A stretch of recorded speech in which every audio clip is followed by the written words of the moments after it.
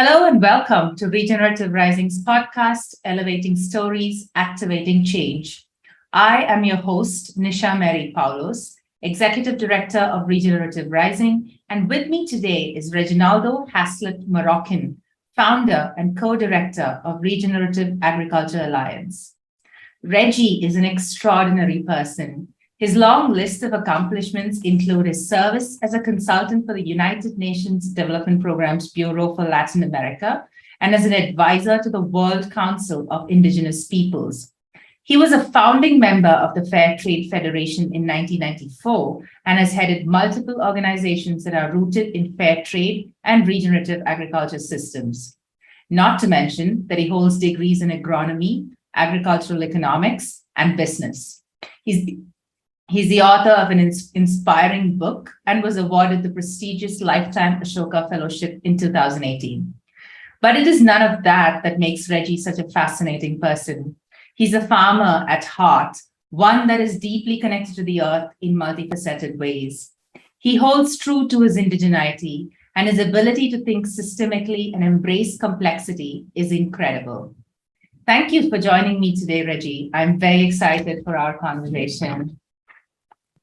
Thank you. This is such a great opportunity. And the time zone difference, you all the way out in India and me all the way out here in Northfield, Minnesota. Makes it even more exciting to think about how easy we can actually have these conversations these days. Absolutely. Like the world is so much of a smaller place, but it's really, really nice to be connected. And I'm really excited to also, from different parts of the world, learn from you about what's different in our context. Some of it is shared, but some of it is so different, but maybe the earth is still the same, and it's just a beautiful thought that we can do this from across the world. So you do so much, Regi, but maybe as a way of a quick introduction, could you tell us a little bit more about Regenerative Agriculture Alliance? Sure. The Regenerative Agriculture Alliance, or RAA, as we call it for short, I founded it in 2018 at the end of the year. We really launched it in 2019. And the purpose of the alliance is to build, manage, develop a ecosystem of enterprises, basically an ecosystem management organization, and is divided into two main areas: the codification of ancestral indigenous knowledge into applications for modern conditions of social, economic, and ecological conditions, so that we can redraw the map as to how, as a species, we relate to the rest of nature, considering ourselves nature in the context of that redesign. So everything from about the ecological relationships, and then on the other side of it, codifying ancestral ways as well of governing, structuring ownership and control of the business ecosystems that then, when brought together with the world that we inhabit, gives us the most potentially regenerative outcomes. And that is what we have been doing. Now, in the context of strategic thinking, we couldn't go out there and just do everything, right? And so we based on an understanding of, one, the biodynamics of the planet, the foundational ancestral principle that as farmers, we're not really producers of anything, but rather we are stewards of the transformation of energy from non-edible into edible forms, which is governed by the laws of thermodynamics and the biophysics and chemistry of the planet, anywhere in the planet, that there's no exclusion to those rules and laws. And so understanding that as a foundation of engineering our relationships with all the other living systems, and then bringing that out into a strategic entry point for us. And so from that perspective, there is basically three places on the planet at a mass scale where energy is transformed: photosynthesis, the actions of animals in the landscape, and the soil, and the massive, amazing biodiversity of the microbiology and macrobiology of the soil. Those three places is where energy is transformed at a mass scale, most of the energy, by the way. And then governed by those laws we're talking about. And so within those three levels, the animals actually play such a large scale function in the context of energy transformation, to the point that if you actually remove animals from the landscape, the soil and its ability to metabolize nutrients and energy is actually almost stalled, and the same happens to photosynthesis if you interfere with that. So that the animal is really the entry point into almost any ecosystem. The animals, and I don't mean it like you have to eat the animals. That's not the point. The point is just pure science and scientific understanding of the energy transformation capacity of the planet. And so once we started focusing on animals, we realized that we had to strategically engineer a process by which we also analyzed every animal and the social and the economic and the ecological impact of every one of the livestock species that also present an important economic opportunity for the small farmers in the planet. And that's how we landed on chickens. And so the chicken gave us that strategic entry point with scale opportunity of global proportions. And also, more importantly, as we thought about all of this, we also incorporated this thinking that it really isn't the animals, the plants, the soil that is destroying the planet. It is actually people. We are degenerating as people, and as we degenerate as people, then when degenerate everything around us, whether it's the soil, the water, the forest, the animals, and everything. So for us, the entry point economically and practically needed, because we are engaged in energy expressions that we call food, that food needs to come from the ecosystem. And so instead of focusing on, we focused on the pieces of the ecosystem that we wanted to engage, but at the same time realized that it is how we engage people that is going to change things. And poultry being one of those options as a livestock that gave us the most opportunity to engage the most people, but especially the largest number of farmers across the globe, because poultry happens to be compatible with every culture, with almost every diet on the planet, and with every small farmer in the world. So once that was coded into the strategy, then we actually had a social enterprise with a large-scale social change strategy. And so that's what we do. We simply codifying all of this information, the strategies into plans and strategic processes by which we go day after day through designing and redeploying poultry into a regenerative design. We are attempting contributing something to healing the planet and our relationships. Wow, that's so powerful. There's so many components to it. And, I really am fascinated that the idea of codifying it, and I guess it relates back to the core point here that it's human beings that are causing all of this imbalance and are trying to reinvent nature in a sense, and trying to find different ways to do these ecosystemic services that are there by default, that nature is abundantly showered on us, but then we're trying to artificially produce that. And that so I'm curious about the codification itself, and how you arrived upon that as a strategy, the need to codify and break that down into frameworks, if that's the right word. Yeah, it totally is the right word. Everything, everything goes into the bucket, so to speak, when you start doing this. And for us, what gave us the hint that in the foundational thinking about this was the fact that whenever you look around, just a few facts for people to understand that this is not just pull out of thin air.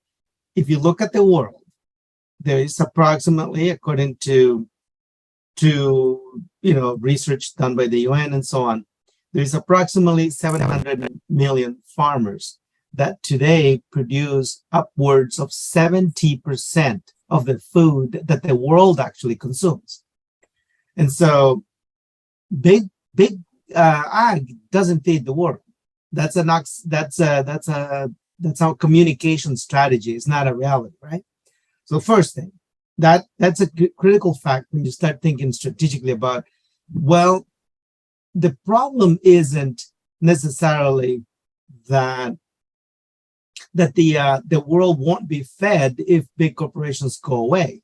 The problem is that we have come to believe a lie, and because we have come to believe that, we got the wrong understanding of the problem itself, right? The problem itself is that the planet is being destroyed in the name of extraction and profit, not for the purpose of feeding people, but that's what we are communicating. So that's a huge piece. The second big piece of data is that most of the food that we actually eat is either in the hands it's in the hands of small farms to begin with, under 25 acres. That's the average, according to the UN, right? Of the over 700 million farmers that produce all of that food for us.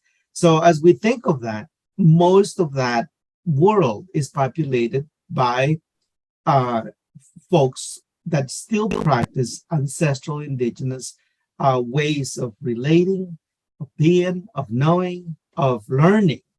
And so most of the knowledge that we need, most of the wisdom that we need to properly articulate solutions to the current conundrum we are in with a food and agriculture system that is globally dominating the planet, but yet in the name of food, it has now scientifically verifiably built a machinery capable of destroying the very ecology and the very foundation on which we depend to feed the world. That's the big lie out there, right? And so we're looking at this other place and realizing, wait a minute, we have all the wisdom that we need in order to actually understand and frame a solution that meets our current needs for food in the planet, but also can secure the food for many, many, many generations forward. In fact, improve the conditions for others in the future to feed themselves more nutrient-dense foods at the same time that we restore the ecology from which that food comes from. So that is what we call the indigenous technical knowledge.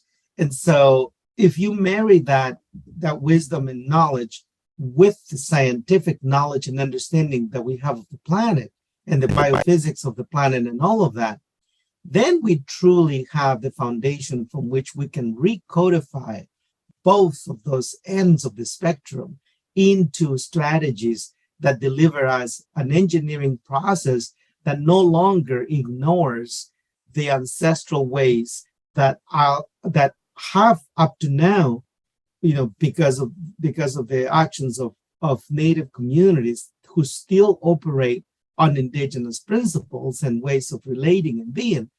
We have the evidence that despite tens of thousands of years of being pushed aside, and in the last 500-600 years being colonized at such a heavy cost to society and to themselves and to the ecology, despite all of those pressures and genocide and so on, indigenous people, native peoples who continue to live on the principles of indigenous ways have preserved for us over 80% of the total biodiversity of the planet on less than 20% of the actual land base of the planet. And that, if that is not sufficient evidence to actually say, well, we have to take all of that, validate it, and after validating it, reincorporating into a design that can deliver regenerative outcomes without colonizing that space, so that we don't go at it again, just tapping into it for the purpose of extracting more wealth and more value, which is what the colonizing systems do. And so all of that framework, that way of thinking and relating is what gives us the foundation by which we build a new code of conduct, a new code of learning, a new code of relating, of engineering, of relating among us and relating with the other living systems of the planet, so that we understand those systems from that ancestral perspective, which in order for us to succeed at those relationships and enhancing all life on the planet, you don't have to know every single detail about it, because the way of thinking, an indigenous way of thinking, simply puts respect and the rule of doing no harm on top of everything you do. So when in doubt, you leave it alone. And then as you experience the relationships, you actually can track and watch and document what is going on and how other species, the soil microbiology, the microbiota in your gut, the health of the people, all of that is completely, can be completely documented using modern technology. So this is what we are talking about, codifying how we do things, and then codifying how you measure and analyze things using current scientific knowledge. The challenge we have today is that we are so used to using the scientific knowledge and the advancements and technological advances for the purpose of extraction that we are almost completely blinded to the ways that are going to get us out of this conundrum. And so we come into this space again, thinking that we're going to fix all these problems with technology, and because we got all this science and so on and so forth. The challenge with that, if you really look at how we have used that, is that if you look at agriculture and food, you will realize that we have generated over, according to the USDA, around 83,000 chemicals. None of those chemicals were produced or engineered by people who doesn't write or read. It's all with folks with PhDs behind the names. Now, if you think of that mass knowledge, what we have done by using that knowledge to generate all of these chemicals is that we use that knowledge to build a weapon of mass destruction, same as the atomic bomb. Now, that way of using knowledge, that colonizing way of using knowledge for the purpose of extracting more resources from other populations and from folks who are, in a disadvantage on the planet, and especially in this case, the small farmers, and pretty much every farmer in the world has been conditioned to use those chemicals, whether by policies or by policies that affect the economics of a country or the social relationships. We have forced that onto people. And so as we understand these things, then we can reconcile, where do we use knowledge? How do we use that knowledge? How do we reconcile it with the ancestral ways that they never needed any of these, all of these chemicals and inputs in order to generate conditions that transformed energy in a clean way that gave us nutrient-dense foods that we have now squandered in the name of progress. I mean, all of that has to be analyzed, thought through, and then based on this reconciliation, build a framework that then takes all of the stuff that matters and codifies it or arranges it so that we can achieve these outcomes that we are talking about, which would be regenerative. But you got to remember that right now, as we think from your organization, regenerative rising, regenerative agriculture, regenerative recodification, what exactly does that mean? Most of the space that we are occupying right now, this so-called regenerative movement, really doesn't understand these foundational principles by which we deliver regenerative outcomes, which, by the way, we're still thinking that a product can be regenerative or a farm can be regenerative. And most people don't yet, understand that from a scientific perspective, only ecosystems regenerate. And unless we get to that level, we will never achieve the regenerative outcomes that we all keep talking about. And that is really what we are talking about here, recodifying. And literally within that process comes two things that we must do collectively, and that is decolonize the way we think and relate and the way we act, so that we don't do this work for the purpose, again, of extraction, appropriation, and for the purpose of just making money, but really keep the ultimate goal in mind. And that we indigenize, which means, learning this way, reframing how and restructuring how we learn, how we relate, how we use knowledge and wisdom, how to reconcile those forces, the good and the bad. They're always going to be there. Our job is to indigenize our minds so that we learn how to balance those forces, both in our own internal ways of being and then our collective ways. And so there's a lot of work to be done in the decolonization of methodology and science and indigenization of our mind and our ways, so that we can then achieve that space by which we can properly codify in, everything we know into a way of doing agriculture into the future that will actually generate those regenerative outcomes that we're talking about. But we're not there yet. We haven't arrived at the starting line, and yet you got all these products going on to the market being called regenerative. That's so not true. It's so important that we realize that, and that those of us who are really engaged in trying to build regenerative systems, that we come together so that not all of it gets colonized, so that we still have an answer that holds true and that will actually deliver the results that we need.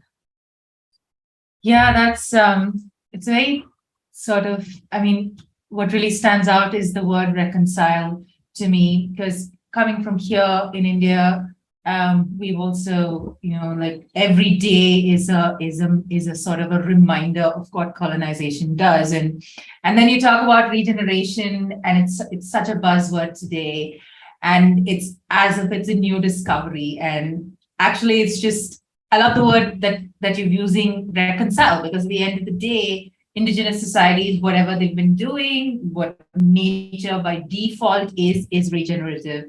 And the very predatory system that we're now part of, which is essentially has destroyed the connect with your own past, right? With your own ancestry, with your own wisdom, making people doubt what they already know and embrace things that are, for most farmers who grew up as farmers, almost against their gut.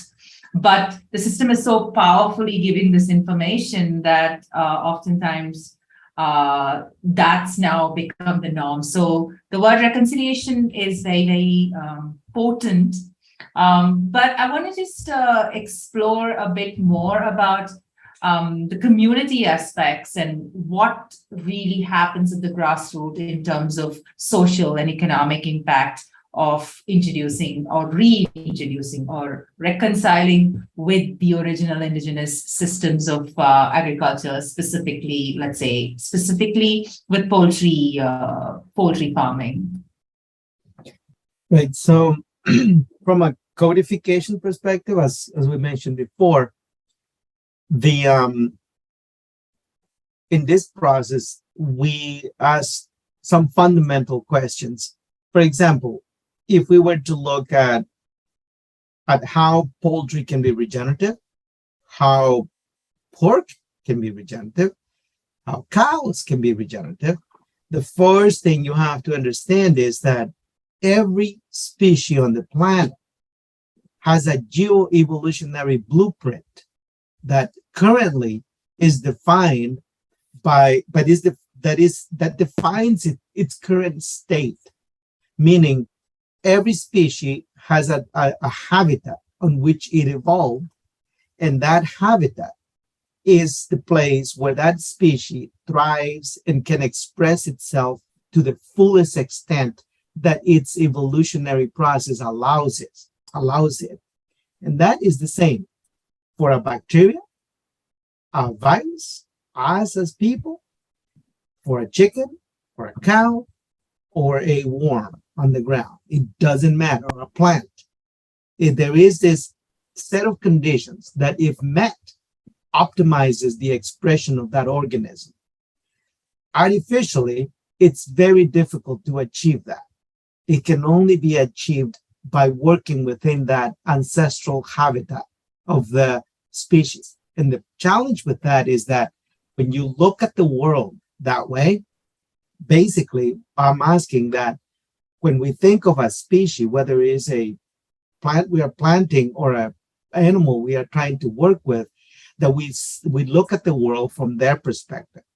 So from the perspective of the chicken, they evolved in the jungles of Southeast Asia primarily, and they are primarily a jungle fowl.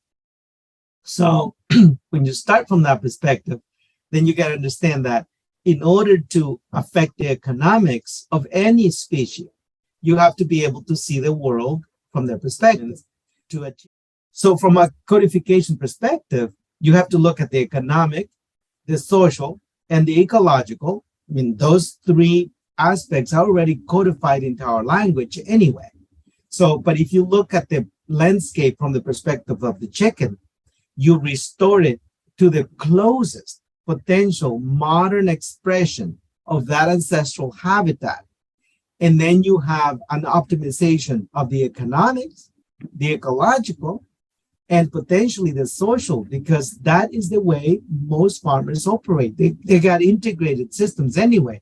So we just got to rearrange those factors to build that modern expression of that poultry, of that chicken habitat. So literally, the optimization of economics, it really isn't about money. It's in order to generate the closest, the most efficient flow of the economic aspect of any farming operation, you have to optimize the ecological.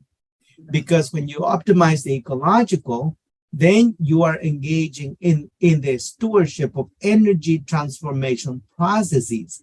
And the currency of any farming operation is energy.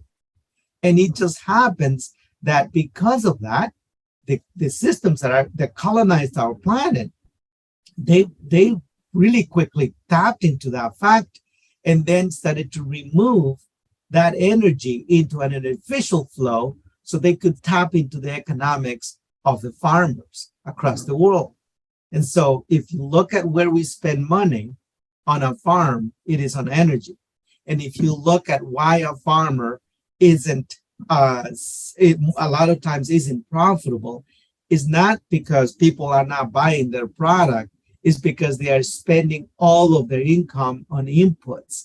And so fundamentally, you hack the economics of any system when you start looking at it from a regenerative perspective, because regenerative systems do not require outside inputs.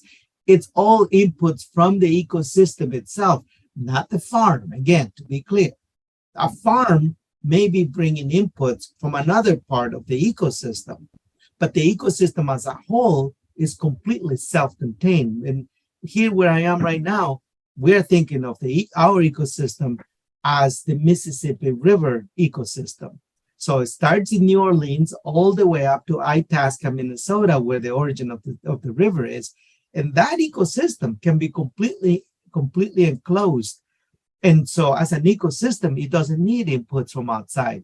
Now, each farm within that ecosystem may need some inputs from another part of the ecosystem. For example, a farmer in our poultry system who only has enough land to raise the poultry, even though that farmer may be raising it in the natural habitat of the chicken out free-ranging under trees that are native, that we selected according to that criteria, and so on and so forth. But if that farmer only has, say, 15 acres, we're going to need a partner farmer who is growing grains, who then uses all of the manure from the poultry coops where the chickens sleep at night. That manure then goes to the farmer who's growing grain, and then the farmer who's too small to grow grains brings the grain in from the farmer doing the grains. And so you start now codifying the relationships, not only of the chicken and the space around it and the families raising those chickens, but those families with other families. And then as we do that, we start building, in this case, bringing back native species from this ecosystem, which then builds habitats for migratory birds, restores the root systems into the ground so that the water is not being polluted, eliminating the input so that there is no excess energy being leached into the groundwater or surface water, and optimizing the carbon sequestration of that space so that we put more carbon in the soil, not for the purpose of carbon sequestration as the traditional colonizing system is doing right now, tapping into carbon as another way to extract wealth out of communities, but rather carbon as the currency of the biophysics and chemistry of the soil, so that more energy can be transformed on that same space, and so on and so forth. That is how we codify economics. It isn't about just the money, because it's all interconnected. If you mess with the ecology, then you're gonna pay the price in actual real money. And so the whole concept of thinking of the economies of the farm and the farming system starts by looking at how we are managing the ecology as the foundational landscape on which that energy transformation is going to happen, and energy as the currency of farming, which, when disrupted, cost us tremendous amount of the hard-earned income any operation on the planet. Wow. It's every time you describe something or when you're speaking, it's what really stands out to me is how interwoven the system is, right? Like from it's not singular, it is not isolated, and it's just beautifully coming together, and the complexity yet the simplicity is really really profound. So I just wanted to ask, like, that I find it this power of being able to work in different contexts. And as you were saying, the chicken is something that is almost universal in this planet as a food, or actually not just as a food, as a part of life. In most cultures, it's part of life, and you're working into at least two, I think more, but two very diverse contexts, one in the US and then also in Guatemala. And these are vastly different socioeconomic contexts, at least on paper. And I am someone who cares very deeply about multidirectional knowledge flow, which again reverts back to colonization, which is decided that there's only one type of science, there's only one type of truth, and there's only one, and it's very always information or on what is the best thing to do flows from the economically developed global north to the global south. So I find this the very powerful and empowering that this reverse flow of information, or the multidirectional flow of information from indigenous communities from different parts of the world, and you're also working in the US. So in a way, disrupting this colonization, right? So, but I'm wondering, how do the adaptation and responses in these two regions differ when you introduce this codified framework of regenerative poultry farming? Is there any marked sort of difference in the way the context responds to your system when you introduce it, or in practice? Yeah, no, I mean, you nailed it. This is a very important aspect, because unfortunately, we Well, let's put it this way. There's multiple responses depending on where you're going. So if I go to a traditional, conventional corn and soybean farmer in the Midwest of the US, the response is always like this rolling of the eyes and this like smile, and people just sometimes politely just walking away, or just impolitely just saying some sort of swear word and moving on, right?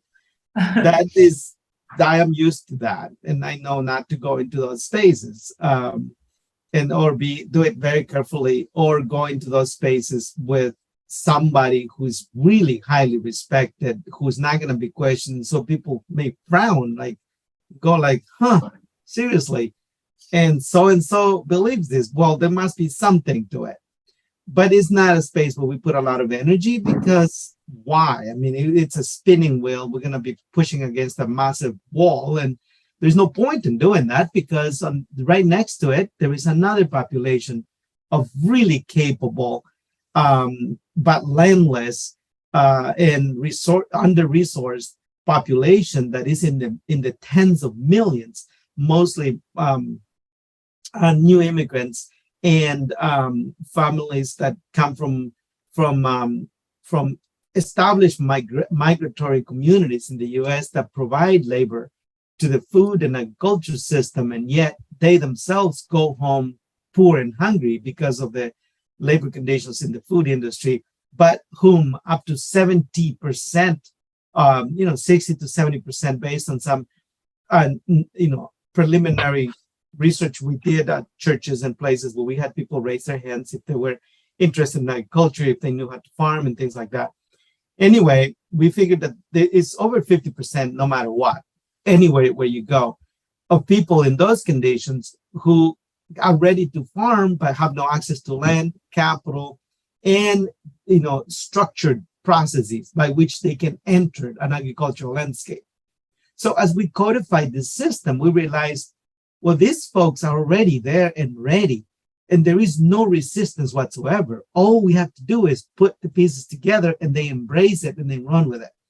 So that was one thing here in the US. So two responses already there that are massively opposite to each other. And then when I started visiting Native communities across the Midwest, I realized that they already understood this intrinsically. Just we had a conversation, they were like, oh yeah, that makes sense. No resistance whatsoever. And some of them have access to land and resources. And so we started identifying those communities so that we could go and start working with them. And that's how we established the operation in Pine Ridge Reservation in South Dakota, most recently in the Winnebago Nation in Nebraska. And then you have the other communities like in Guatemala and Mexico, where most of our farmland is still managed by small farms.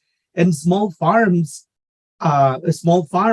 still hold a lot of the ancestral understanding of things, even as they are conditioned to do monocropping and things like that.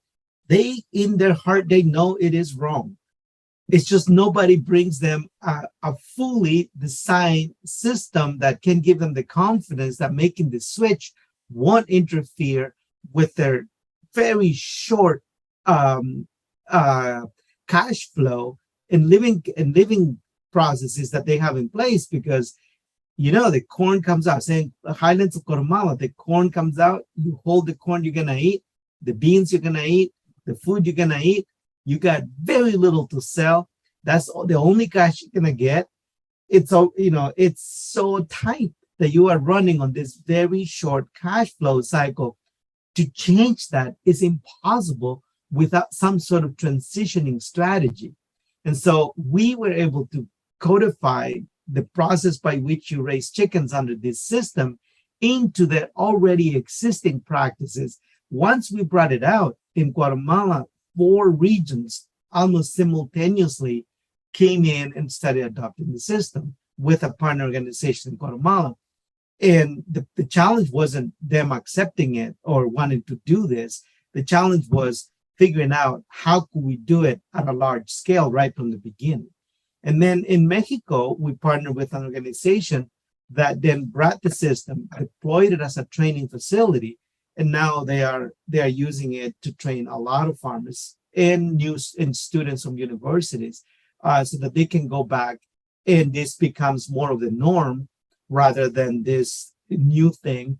And as we become more of the norm, then those reactions are starting to change, and a lot of the conventional farmers are now coming into this space because, just because you have a 3,000 acre farm in the middle of Minnesota, doesn't mean you are doing well, because the system has this very well fine-tuned machinery and systems where if you are doing better as a farmer, it increases the cost of inputs and other services, so that at the end of the day, you're still depending on government payments in order to make it. Doesn't matter how much corn or soybeans you may grow. Farmers don't like that. They live with it.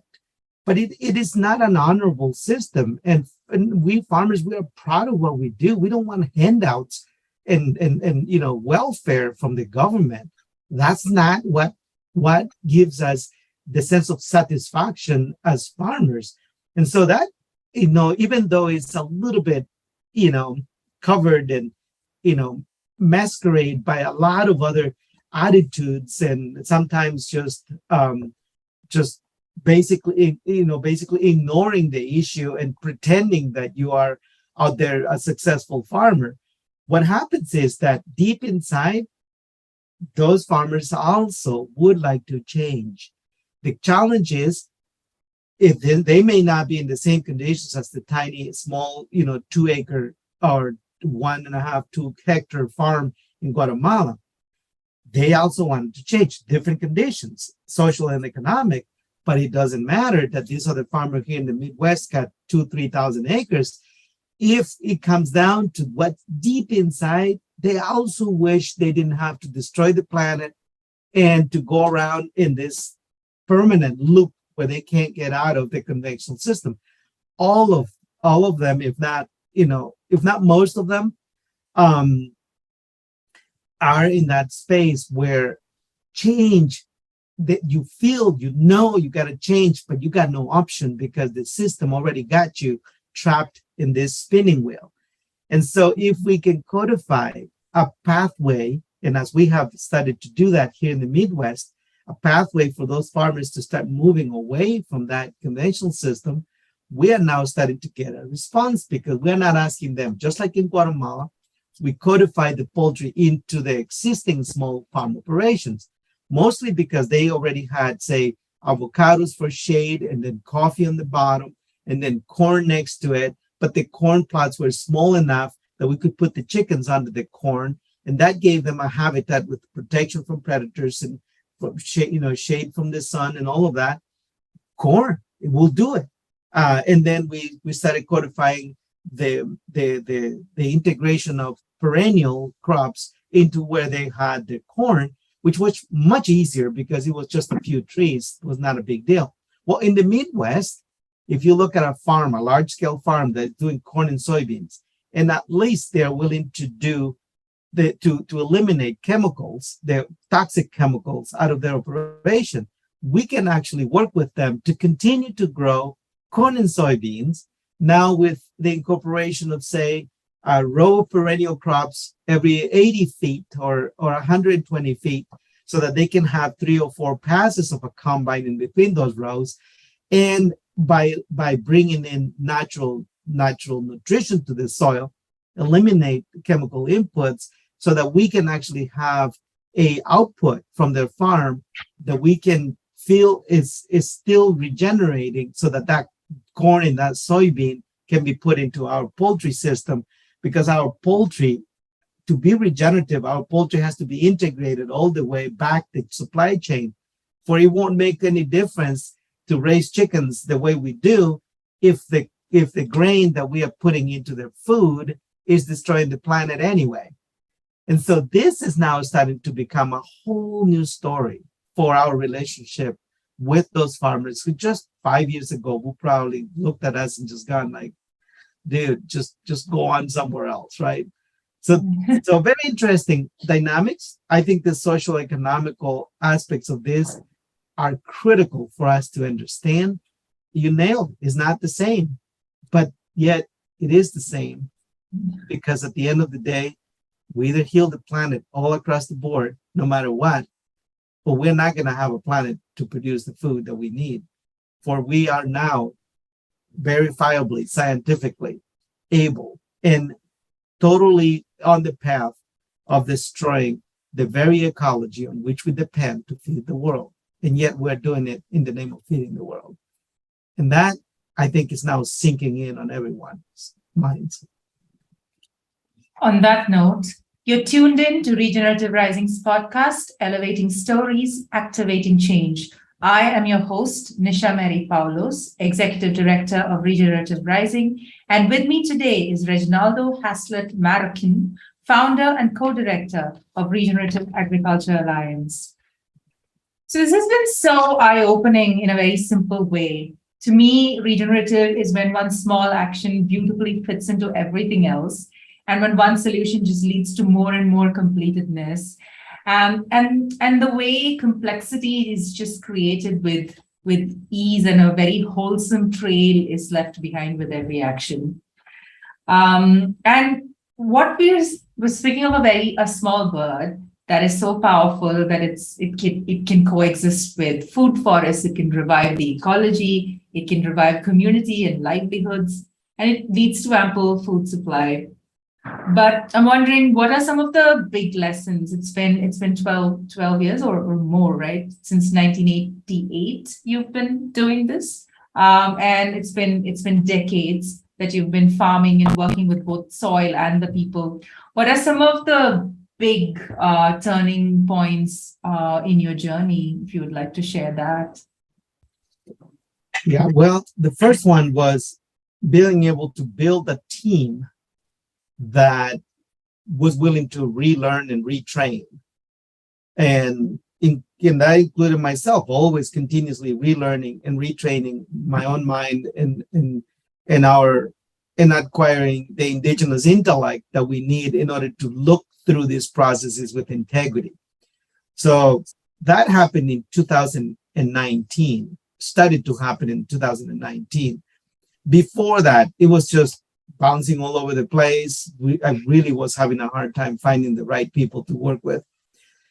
And then since then, regenerative has become a lot more of a buzzword and a lot more people exploring this. And so as that happened, that also turned around. In 2015, I was part of founding Regeneration International out of Costa Rica. And since 2015, if you look at how regenerative, the conversations and the word became very, very popular, became a buzzword, in other words. Also, it allowed us to find a lot more people who are willing to engage with integrity in this space. And so that was an incredible turning point, both the founding of Regeneration International and then being able to gather a lot of information on who was doing what across the world, and being able to bring in a team together in 2018 and 2019. And then the actual operations didn't start until 2020 when we bought a poultry processing facility in Iowa. Up to that point, we had been just training people. And yes, I have been farming this way for a long time. And I have the original prototype production units and all of that. But we kind of had to wait until that point in order to move into the deployment stage. And right now, one of the next things that is happening is the launch of tree range farms. So the codification of the process to raise chickens was one thing. The codification of the business ecosystem was something completely different. And for that, we didn't need a team, but a network of teams engaged on multiple parts of the regenerative poultry ecosystem. One of them is the nonprofit, which is where we started, so that we could build a team to provide access to training, technical assistance, farmer organizing, governance infrastructure, ownership and control, training so that people understood that part, access to land. I mean, you name it. Everything we could do in terms of support, we put it in the nonprofit. And then the farms, each farm operates their own operations as part of a synchronized, standardized system. We needed infrastructure in place, both physical and institutional.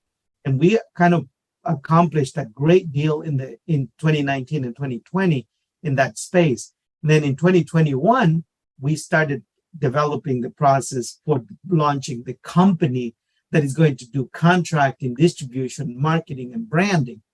And so now, as we come to the end of 2022, we are launching Tree Range Farms, which is the company that will oversee that. And this is another massive turning point for the ecosystem. So yeah, I mean, those are like top highlights of the process. And in between, there is a lot of incredible innovations, like the way we raise the chickens. We have been able to find some really interesting points of improvement, which we'll leave for another conversation. Thank you. What else is Regenerative Agriculture Alliance anticipating in the years to come? Are you building towards anything that you're excited to share? I mean, you did say Tree Range Farms, but anything else? Anything else that you're really looking forward to? Yeah, well, when we started all of this, there's a saying in Guatemala, if you don't know where you're going, every bus takes you there. And so from the beginning, we knew we were not going to set up a poultry system that uses industrial breeds. Even if they worked in our system, the challenge is that ownership of the supply chain is too critical. And so to enter a system where we just feed the beast, so to speak, by using its own systems, even though it could mechanically work and we could do it, the challenge is that the system doesn't change at the end of the day. And if the system doesn't change, we're back on the spinning wheel again. And so we realized, okay, we know where we're going. We want a system that is actually redesigned all the way through so that the outcome is actually regenerative, not just a little bit. You can't do this just a little bit. So yes, we know exactly what our destination is. And within that context, at the Regenerative Agriculture Alliance, the next big thing is going to be the building of a national governing body, the Regenerative Poultry Council of America, hopefully. And this is where Regenerative Rising and many other institutions that have this level of integrity, we are planning to invite everyone into one aspect of the whole system, where if we properly codify poultry and move it into the large scale markets, we can actually recodify the process by which you redo a lot of other sectors. And we don't have to do that. Basically, understanding that systems change requires that you have one entry point which has the largest potential ripple impact. And if you succeed at that, you ripple sufficiently to change the system. That's our foundational theory of change. And now that we are at a space where we can start doing that, we are going to embark in that next level of scalability and also understanding that everything and everybody have to rise together. That is what makes a regenerative, an uprising regenerative, is when nobody gets left behind. And that comes out of the opening line of our Mayan sacred book, the Pop Wuh, which starts by saying that that everybody will rise, that no one will be left behind. So technically, the code of regeneration and the regenerative rising is already encoded into our ancestral books. And that to us is sacred instructions that if we ignore, then any bus will take us there because we won't know where we're going. Wow, that's so exciting, Regi. I'm really looking forward to for this on behalf of myself, the world, and it's just exciting that kind of scalability is on your mind and you're working towards that, and it's really just good news for the world. So as we're coming to a close, On a more personal note, you did share some more, but I wanted to ask if there are any indigenous words of wisdom from your Guatemalan heritage, a proverb or a short story or something that you rely on in the context of regeneration and all the work that you do that you'd like to share. Sure. We have to understand that one, we're not individuals. We ourselves are an ecosystem. We are an ecosystem that is formed by bacteria, fungi, viruses, cells, muscle tissue, eyes, everything.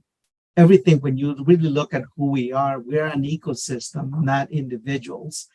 And so to the extent that we are an ecosystem, we are the perfect reflection of the planet's design as an ecosystem. It's got its own expressions, just like we do. And so the idea that what we do to the planet, we do it unto ourselves is so real. And so the planet and the health of the planet and our health is really a reflection, it's a mirror of each other. And when we ignore that fundamental fact of our species as one of the living ecosystems or systems on the planet, when we ignore those facts, then we tend to think that we can do anything we want without consequences. And that is one thing that all of the ancestral indigenous peoples always understood. And we have a reverence for those magnificent forces and that magnificent design that allows us to wake up every morning and to be in awe of our own existence, the fact that we are an ecosystem and yet we don't fall apart. And as we start falling apart, that level of consciousness that shows us that we fall apart if the planet falls apart. And when we realize those things, then we can actually wake up to our own indigenous intellect and our own understanding of what is going on, and then pursue the proper routes to the solutions rather than getting distracted by the noise of the world. Those are not my words. I learned that from multiple sources of people who have mentored me in this process. And it's what drives me every day. I don't need any more inspiration. It is all right there with our ancestors whose energy we breathe every day and exhale every day, and that nurtures us. For we are not only individuals, we are ecosystems, but we are also simply expressions of energy. It's energy that comes through our food and the air we breathe and the interactions with the rest of the elements of the planet. And so we are simply allowed to be here as expressions of that energy, which will then transform itself into something else once we're done, and will become energy that will give life to other organisms. And as long as we understand those things and we can codify that way of living, knowing, and relating into our daily lives, we will start healing, and we will heal the planet. Wow, thank you. That was really beautiful and inspiring. These ancient bits of wisdom, it gives me so much hope and a sense of calm that it's already been figured out in a way. Thank you so much for sharing. And with that, we come to the end of today's podcast. Regi, thank you so much for being such a wonderful guest, and you're a treasure trove of information on what it takes to be regenerative and what it takes to be human as a part of this planet. Thank you. Thank you. And good luck in your new position there and all the work that you will be doing. I can't wait. Thank you. And same, really excited for what is awaiting Regenerative Agriculture Alliance. Thank you for joining us for Regenerative Rising's podcast, Elevating Stories, Activating Change. I am your host, Nisha Mary Poulose, Executive Director of Regenerative Rising. And with me today is Reginaldo Haslett-Marroquin, Founder and Co-Director of Regenerative Agriculture Alliance.